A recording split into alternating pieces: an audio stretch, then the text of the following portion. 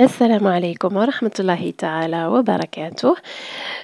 في هذا الفيديو راح نحكي لكم على واحد الصدفة حدثت أثناء تصوير فيلم لزيغود يوسف، للشهيد زيغود يوسف. هذا الحدث صار اليوم أظن.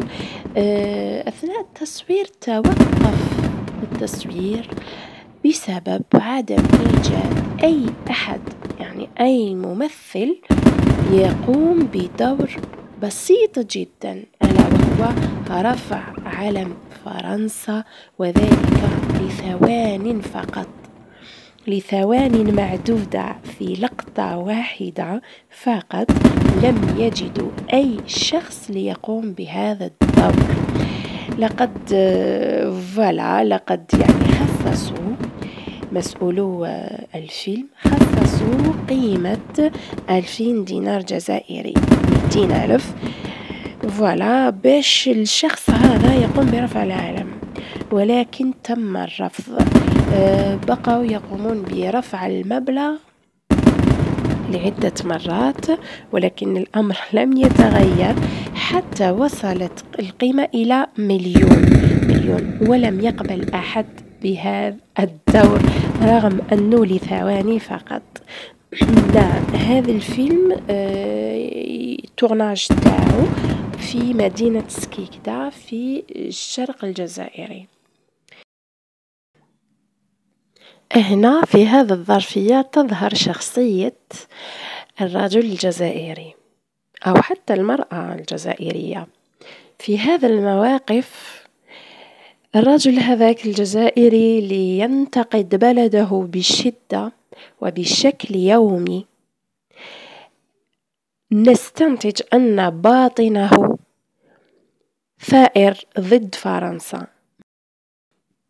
وبأن آثار الثورة الفرنسية ما زالوا هذه الآثار دفينين في قلب الجزائري. نلاحظ أن حتى الجزائري اللي ما عاش الثورة ولكنه مشبع بقيم الثورة منذ الصغر، وكأنه عاش تلك الأحداث. الجزائري لحد اليوم ما زال ما نساش وش دارت فرنسا في الجزائر.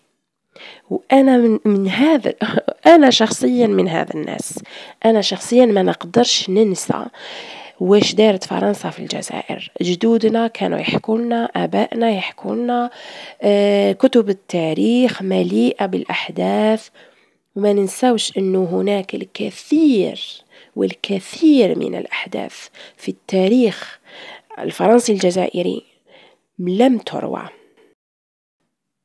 حتى التلفزيون الجزائري ما يقدرش يبث أو يعيد تجسيد بعض المواقف، بعض الأحداث التاريخية، بعض الجرائم الفرنسية ضد الشعب الجزائري، احتراما له لأنه مجتمع محافظ الحمد لله.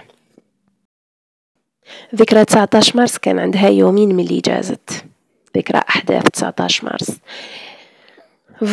اليوم عندنا هذا الموقف المشرف جدا من طرف الشعب الجزائري، فنستنتج أنه الجزائريين مع الجزائر، مع دولتهم. وأنا شخصيا ملقي أحيانا يكون فيه نقص متفاوت من طرف السلطة تاعنا، ولكن نبقى دائما مع الجزائر. السلطة تتغير ولكن الجزائر تبقى للأبد إن شاء الله. إذن ما كان على فريق التصوير إلا استئجار شخص أجنبي حتى يقوم بهذا الدور الذي لا يتعدى ثوان معدودة. وتحيا الجزائر دائما وأبدا، ولتظل بإذن الله واقفة برجالها ونسائها وحتى بأطفالها المشبعين بالوطنية. أتمنى أن تدعموا هذه القناة، قناة ريمبوي أو قوس قزح، القناة التي تتعرض أو تتطرق لكل المواضيع على اختلافها، والتي تمس كل الفئات العمرية حتى الأطفال إن شاء الله. ادعموا هذه القناة حتى تستمر من فضلكم. إلى أن ألقاكم في فيديو جديد إن شاء الله. السلام عليكم.